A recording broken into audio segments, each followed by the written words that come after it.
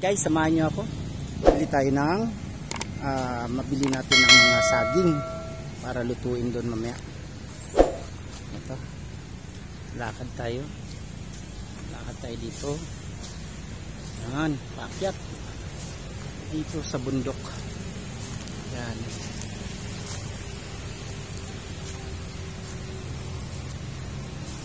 Ito yung medyo mataas na lugar. Ayan guys, oh. Hindi naman gaanong kataasan, pero mataas talaga siya itong lugar na to. Ayun yung area namin, mas mababa.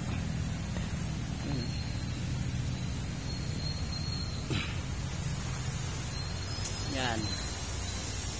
Malilim dito guys at mahangin. Maganda rito mag standby, matulog. Maraming dumadayo dito, mga kaibigan namin. Yan. Doon sa gawing yon ay may nagta-tricycle. Pasensya na kayo kasi cellphone lang gamit natin. Hindi ko nadala ang ating GoPro, kaya medyo maalog.